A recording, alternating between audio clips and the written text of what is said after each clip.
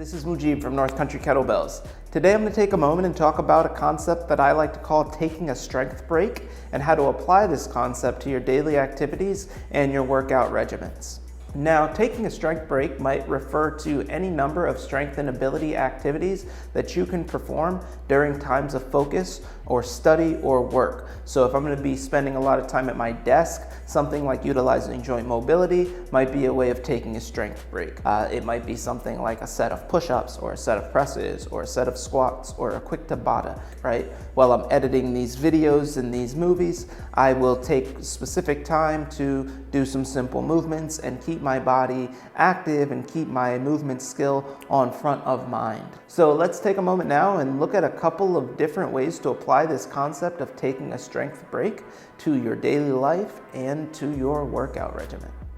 So when I think about taking a strength break, it brings to mind all of those times when I'm sitting in my morning routine and I'm just kind of taking some time to check in with my body, doing a little bit of joint mobility just to kind of see what certain ranges of motion feel like. Maybe sometimes even just to kind of like create some warmth and some movement in my body, especially if I'm feeling particularly stiff or if I've been maybe sitting at my desk for a period of time and I just haven't really moved too much yet. So it makes me want to stand up from my desk, give a big stretch out, not necessarily to test my flexibility or anything, but maybe just to get the kind of creaks and the pops out and just see, okay, what does this deep range of motion have to offer me and what information am I gonna get from this deep range of motion? And again, oftentimes that's gonna come in the form of joint mobility, even if it's just checking in with my neck through a few different ranges of motion, checking in with my shoulders, moving my back this way or that, a few hip circles, any number of things that are really just going to kind of like take me through the ranges of motion that I enjoy going through, and at the same time going to give me a lot of information and a little bit of a movement boost in my morning. Now, typically, this is also going to inspire some sort of ability movement, right? And so I might do my shoulder joint mobility, my neck joint mobility, and then it leaves me feeling in such a way that I'm gonna test out a plank or a push-up, right? I might even do something as simple as doing some hip and knee and ankle mobility, and then just play around with standing on one foot for 20 seconds, and then switching feet and standing on the other foot for 20 seconds, just to intentionally check in with my balance. Now, depending on the amount of space that I have, where I am within my house, right? Because again, we're talking about this is something that I'm just doing in the morning, maybe with my cup of coffee. If it's in the kitchen while my cup of coffee is brewing, then maybe it's just some simple looking over the shoulders and doing some isometric holds, pushing against the counter. If I'm in my office space where I have the kettlebell, then maybe after doing a little bit of joint mobility, I might do some push-ups and then some clean and goblet squat sets or something like that.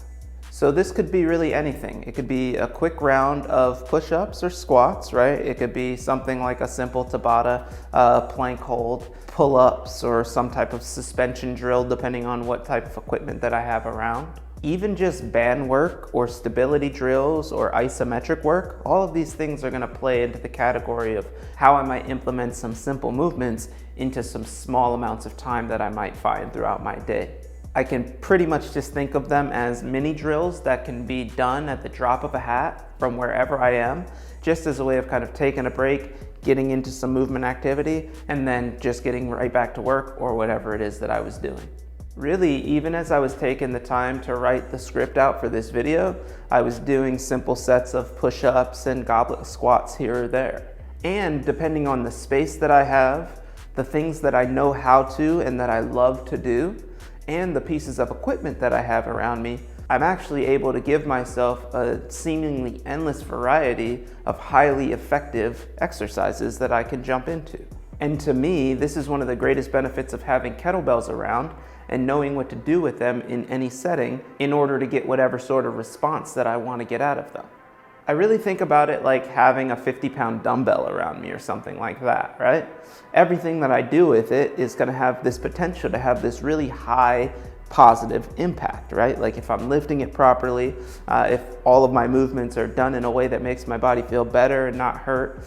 if I'm utilizing rep schemes and counts and workout drills that make me feel more energized and aren't taking away from me, right? If all of the pieces are in the right place, then something like a 50-pound clean and squat, or taking a 50-pound dumbbell and just doing some simple squat holds with it, is going to have a tremendous positive impact on me, whether or not it is 30 seconds or if it's 10 rounds of 30 seconds. When I was younger, this was having something like a 25-pound dumbbell around and then just lifting it whenever I thought about it, when I was doing my homework or when I was just sitting in my room watching TV or any number of things, to have just this 25-pound weight around that I could do presses with or do some squats with or just move around whenever I wanted to. And so again, the benefit of having a kettlebell and all of the different things that I might do with that are going to exponentially increase the impact that I'm going to be able to have on myself, my physicality, my overall mood, my physical confidence, all of these different aspects of fitness,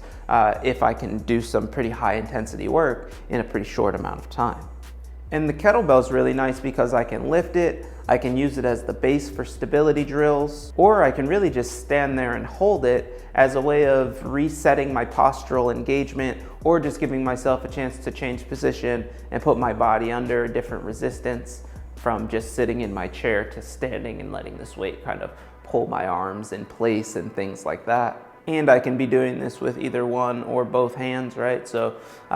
if I'm right hand dominant or I'm doing things that are really taking one side of my brain to do, then by holding that kettlebell on the opposite side, giving that non-dominant side a chance to also activate, do its work, maybe that's gonna have some great neurological effect on my ability to focus. Now add to the fact that progressive kettlebell training gives me access to a wide range of weights and what I might do with each one of those weights. And so in a moment, I can go from being unfocused and needing to take a break in order to get my mind back on track to holding something like a 70-pound kettlebell and basically being snapped right back into the moment, and then feeling really good with that and feeling like I am demonstrating my structural integrity or my personal ability or my confidence in movement, right? And then I can put that down and get right back to work. So even though, right, I might still benefit from going out for the 30-minute run at my lunch break, maybe I don't have that 30 minutes